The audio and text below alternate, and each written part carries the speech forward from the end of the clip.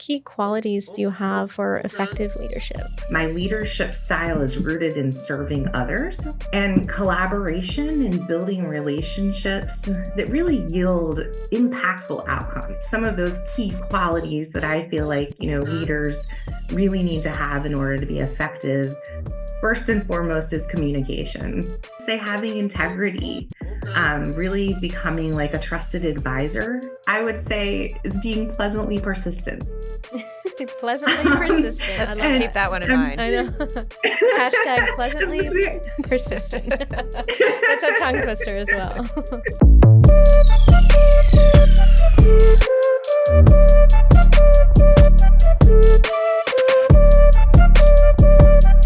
Hi, everyone. Welcome to The Diligent Leader. I'm one of your hosts today, Kalie, Jakovics, and with me, I have Basta.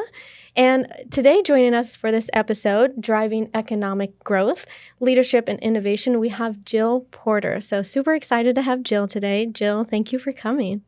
Thank you so much for having me. I'm excited to be here. Yeah. And, Jill, she's the Business Development Director at Anne Arundel Economic Development Corporation. So we're excited to dig in, learn a little bit about your leadership style, as well as Anne Arundel Economic Development Corporation. So that is a mouthful. So I want to start with first, Jill, why don't you, tell us a little bit on the personal side, a little bit about yourself, your passion, family, things you like to do.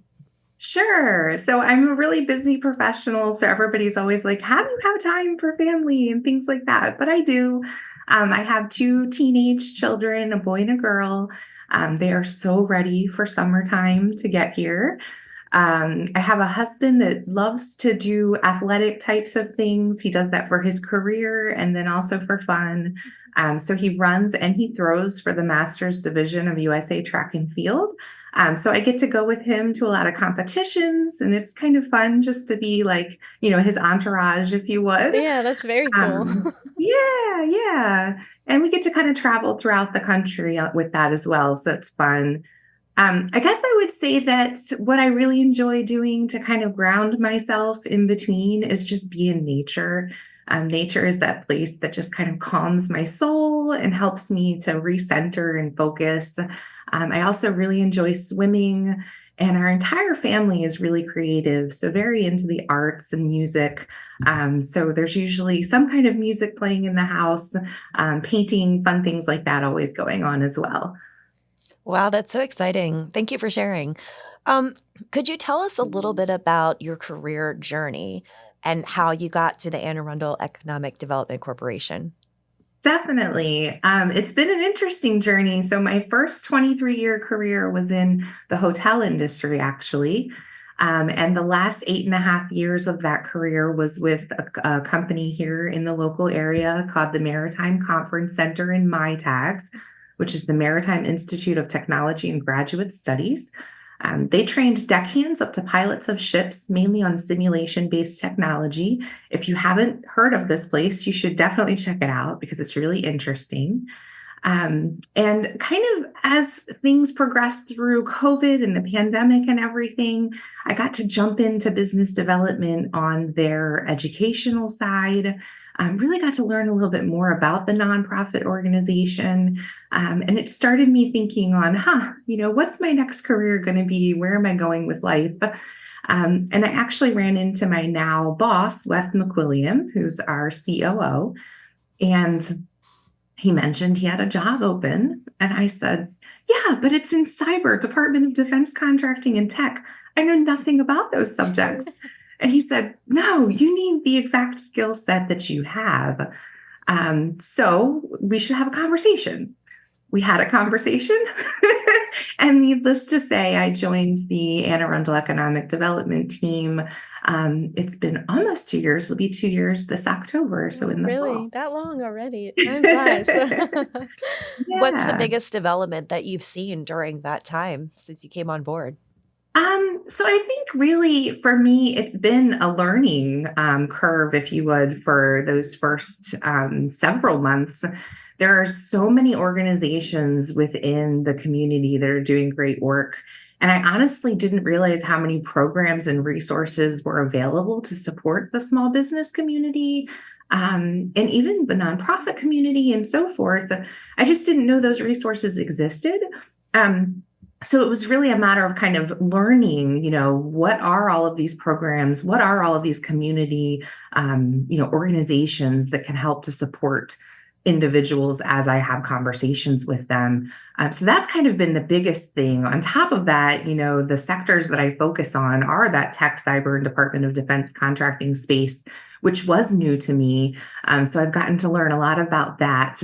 I also thankfully got to keep maritime in my portfolio, but it's a different type of maritime than what I was working with. So it's really working with the small marinas and working on dredging projects and working in support of the city of Annapolis with efforts that they're doing.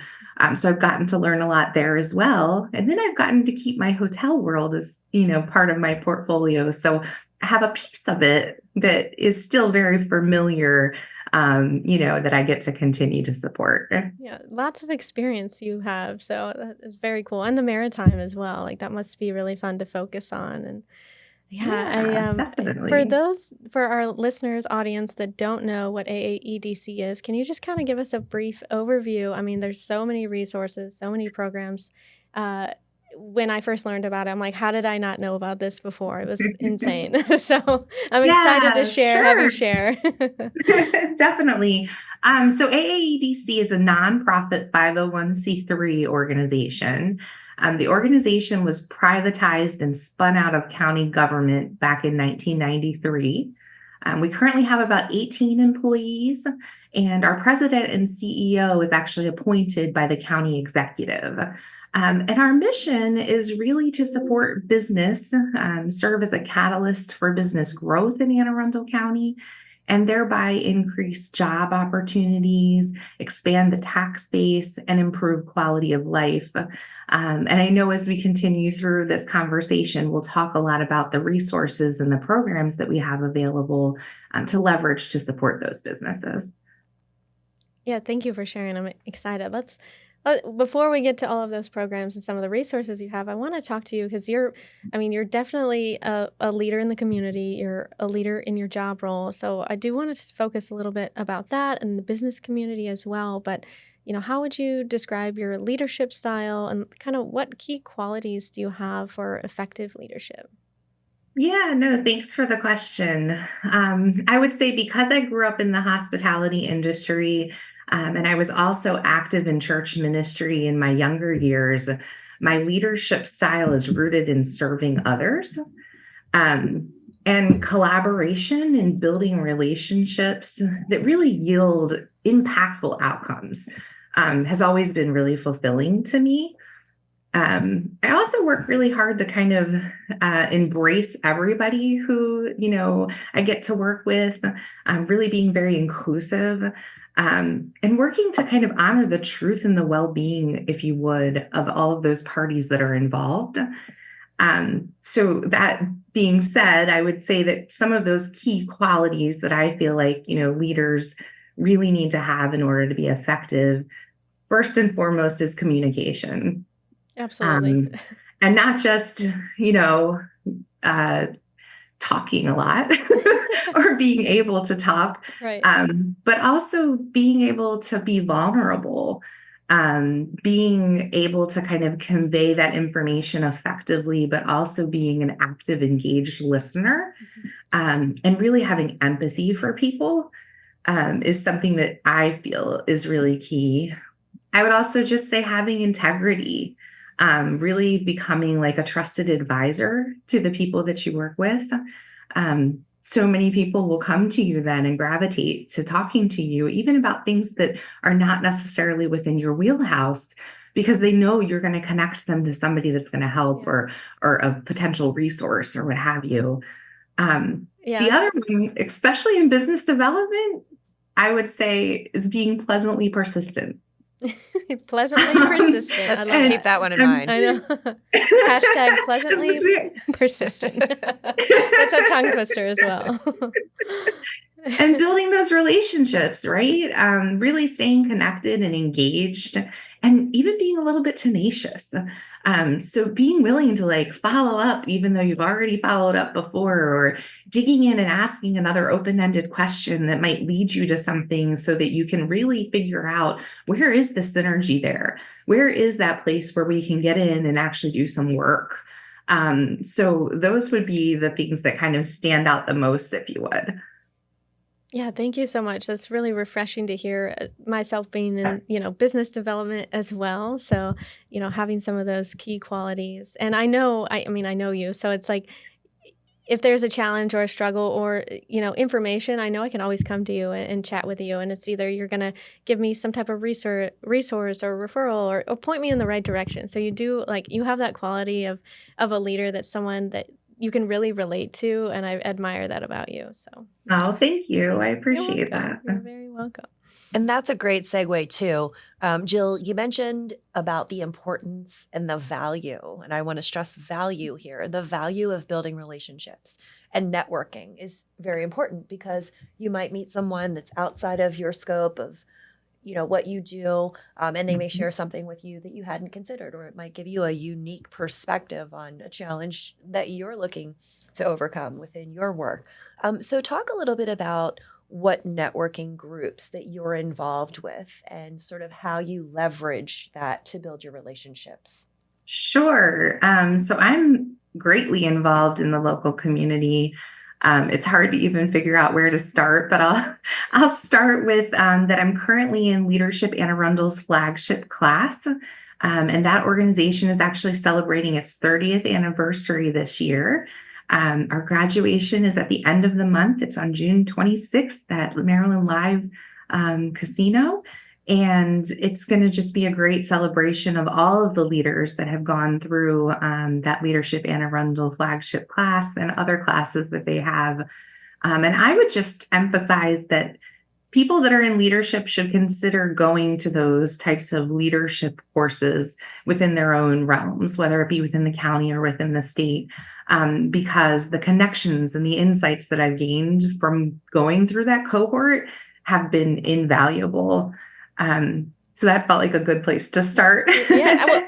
Really quick before you dive into others, Yeah. how can one get involved with that? Or, do you sign up? Is it, tell me more about that. Yeah. So for Leadership Anne Arundel specifically, if you go to their website, there's an application process. So Chris Schock is the executive director that's over that organization. And there's a timeline and all of those kinds of things, since it is a year-long cohort. And I believe it might be about 50 people in each of those classes. So I would just encourage you to go to the website, check it out. But again, there are other leadership organizations in each of the counties. And then there's a Maryland leadership organization as well. So they all kind of have their own application processes. Very cool. Thank you so much. Continue on.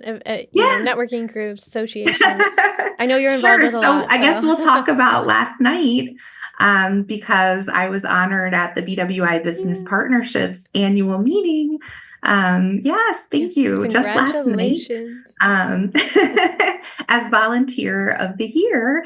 And Kalie actually got an award from their organization last year. So we were kind of like giving each other kudos. I know, it felt really good. I was so proud to see you up there too. She's a power networker. Let me just say, if you don't know Kalie, she is like, so is Joe. Master at networking. Thank you. Yeah. No, I definitely see her at so much, and it's awesome. But yeah, so I would highlight the partnership for sure. The BWI Business Partnership, they're really a transportation advocacy organization. So that's their function within the community. But they have these amazing signature breakfasts where kind of the who's who of the marketplace come together, and they have fantastic speakers that give good education and so forth. It's definitely worth checking out. And Gina and Ronnie that run the organization are just amazing. And then the other one that I cannot miss, and Kalie probably already knows where I'm going, would be Visit Annapolis in Anne Arundel County. They're a nonprofit destination marketing organization, very near and dear to my heart, since hospitality was my first love and will always be my love. And I get to serve as the board chair for that organization currently. Kristen Peronis, the executive director, does a fantastic job. as does her entire staff and all of the volunteers that support that organization. Something really fun is that they just launched their foundation. Very exciting. It'll be focused kind of on that workforce development, education, and training space to sustain the hospitality and tourism for years to come. So it's really cool to see that has recently launched. But I couldn't name all the organizations that I'm involved in, or we'd be here all day just naming them. There are tons of great, chamber organizations like Fort Meade Alliance and Maryland Tech Council and Cybersecurity Association of Maryland that have been really helpful to me as I've gotten into this new economic development space. And it's kind of funny because tourism is economic development. When I was in it in those early years, I didn't know that, right? I just thought I was working in a hotel serving, customers. But the truth of the matter is it's all connected. Yeah, absolutely. And you have a lot going on in this amazing way. And I guess work-life balance, right? You're part of boards, you're winning awards, you're going to all these amazing events, but, how do you keep up with it all? Do you have anything that you do for work-life balance or any advice to other leaders to how to maintain the lifestyle? Yeah, definitely staying organized is part of the battle, so to speak, right? So you're juggling a lot. Your time is very valuable. So having an organized schedule, kind of taking notes of all of the happenings, planning ahead, really ensuring that, I'm able to keep up with my timely follow-up of customers and things like that is key. And I would just say utilize your team members. If you have a CRM tool, it's really helpful for me who can't always remember it all, to be able to, stick my notes in that system and go back and be able to check on what's happening with a specific customer at any given time, and kind of investigate what tools work for you. But beyond that, I didn't realize that I needed life balance, this, term that we all talk about now, or that I really should be taking care of myself in order to take care of others until I got to this kind of mid-40s world that I'm now in, and realized, oh my goodness, like I need to take better care of myself and my family needs me and there are other things that require my attention. So really learning to set some boundaries, right? And don't be afraid to take on a coach or a therapist to kind of help you with working through how do you do that and how does that look and how do I still feel like I'm being productive and showing up for everybody that I need to show up for. And you kind of just have to realize you have to prioritize yourself. That is such great advice. And I can't help but think about, the stewardesses telling you when you go on an airplane and using this as an analogy to where you have to put your own oxygen mask on first before you can help someone else. So that's what I hear in this advice, setting boundaries. And then if it gets to be too overwhelming, seek help. And I really think a lot of leaders need to hear that advice because I think a lot of leaders and executives, they do get overwhelmed and then, you're sort of expected to take on big challenges and hurdles, and then things like setting boundaries are very tough. Yeah. So I love that that insight from you, Jill. Thank you so much for saying that for those that need to hear it. Probably me too. That was a great analogy.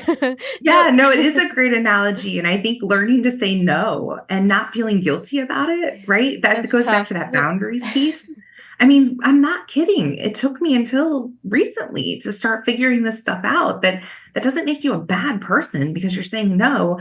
You're making sure that your bandwidth is really taken care of so that you can prioritize and take good care of the people you are supposed to be taking care of. So yeah, it's definitely a perspective shift, but it's worth the effort to get there. I need to take that advice. We've talked about this before, and I need to take that advice more for sure. Do you have any other advice for, upcoming leaders, anyone that is looking to get more into leadership or transitioning to a leadership role? Is there anything else that you want to share on that aspect? Yeah, I would say show up.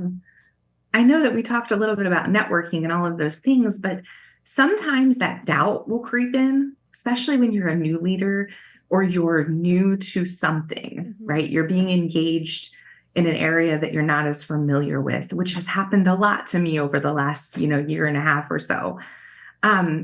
You have this feeling of like vulnerability, like, am I going to really have anything valuable to contribute? Why am I coming to that meeting? But I What is have the to remind purpose, right? myself that sometimes your assignment is just to show up, right? Fully, authentically engaged with curiosity. That's it. That's your whole mission. And when you do it, you're learning from other people in the room, and that can be enough. Just to sit there and learn can be enough. But more than often, when you do it, you end up contributing something that group needed that you wouldn't have been able to contribute if you hadn't. Very true. So that would be my great big advice. thing, is just show up, Yeah. right? Don't doubt yourself. And if you do doubt yourself, like, kick yourself in the butt and say, no, if I was invited to that, I need to engage.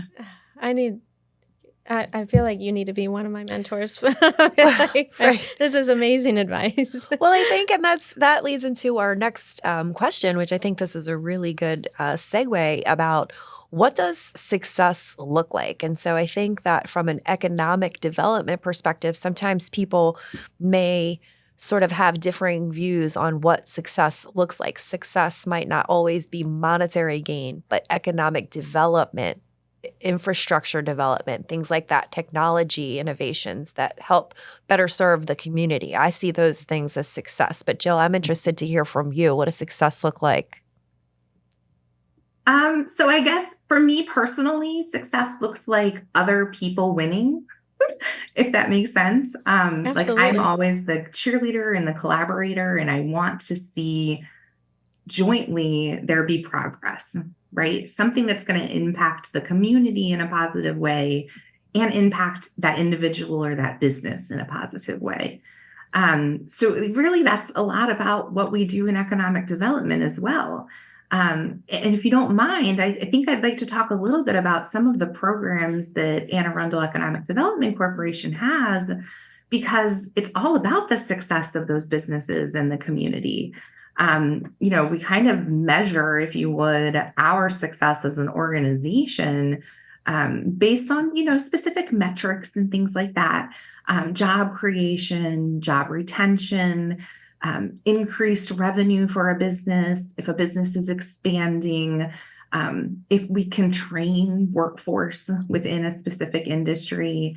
But we also have loans that we give out. So, loans being issued to businesses and capital investments and people going through programs, right? And just getting education so that they can support themselves and do even better. So if you're okay, I'd love to jump into those other programs. Is that a good segue? Please, Yeah, yes, absolutely. Give us some coaching. Yeah.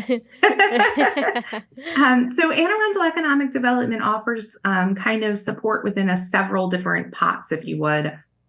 We kind of say you should come to us if you just have a great idea and you're thinking about launching a business, to the point where you've had an established business for a while and now you're looking to expand that business. Or maybe you're not even from the county and you're looking to consider moving your business to the county. So there are lots of time frames where we can help. One area is small business financing. So I mentioned that we issue loans quite often.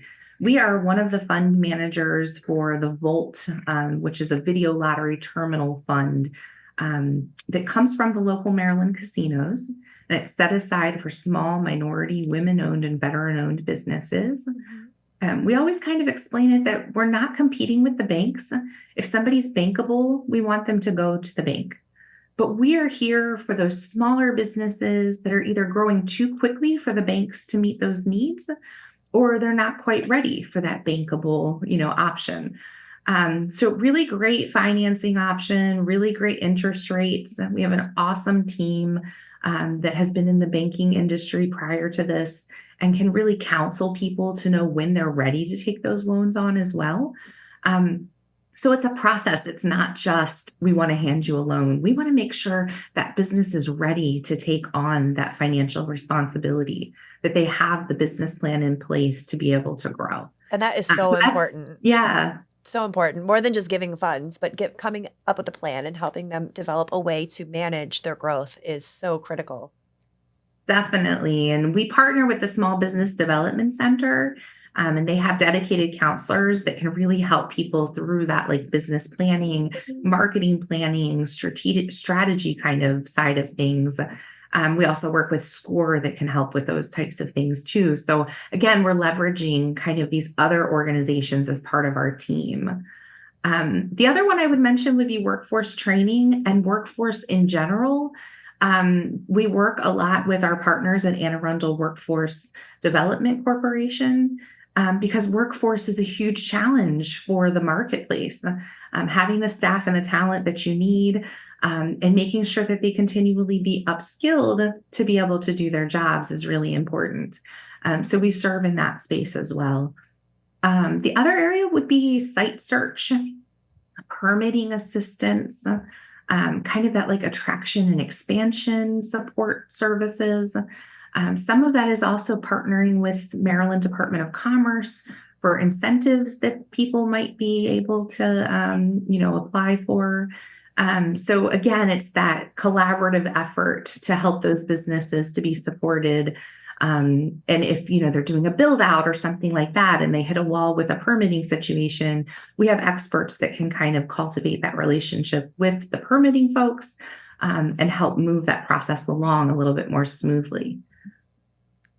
Yeah, I mean, a lot of resources. How can, and programs as well. I mean, how can a business owner or organization really get involved or obtain more information? Is there like an I would definitely application? encourage them to take a look at our website. It's fantastic, but reach out to one of us. There are several business development folks like myself that are broken into serving different industries within the marketplace. We're always happy to have a consultation and a conversation with a business or somebody who's thinking about launching a business to see how we can support and kind of help them to leverage all of our programs and resources. I would mention one specific program that I think is really doing a lot of impact. You were talking earlier about, what is success, if you would. And this is a program that definitely has a lot of successes and a lot of wins. And that's our Inclusive Ventures program. IVP is what we call it for short. And Barbara Quay on our team is the person who oversees that program. But it's a cohort typically for businesses that have been in place about 2 years. Their revenues are pretty stable. And that business owner has really been working in the business, but they need to start working on the business. They need to start focusing on their P&L and understanding their numbers a little bit better. They need some help with their marketing strategy, with their human resources, because they're starting to hire on employees and maybe that's new for them. So that cohort program really helps individuals with learning all of those skills. But in addition, they get this cohort of other business owners where they get to learn from one another. And then they come out of it with this kind of built-in group of people who now you can reach out to and get support from. In addition, there's grant money that comes with that. So when those individuals graduate from that program, they get a $5,000 grant. And then if they're still in good standing 18 months later and they fill out a survey, they get another $5,000 grant. And we have actually graduated 123 businesses and their owners through that program. We've had 11 cohorts. Wow. And it's just really fantastic. We're actually getting ready to launch, or maybe this week they already did launch, a Spanish-speaking version of IVP, which is really exciting. Yeah, very exciting. I mean, you guys are doing applaud your whole team. You're doing so much for the economic growth of Anne Arundel County. And you talked a little bit about some successes, but are there any like success stories that you can share more about for what you are bringing to the community? Yeah, I would jump back to COVID-19 just a little bit because I think that the team previous to my time really supported business community during that realm. Mhm. They created grant programs and processed over 4,000 grants that helped over 2,000 businesses through several different grant programs. They actually dispersed $32.8 million throughout that COVID timeframe. That's a lot. Yes, That's it's a amazing. lot, and it's a small team of people that was Yeah. doing it. But that is how important the business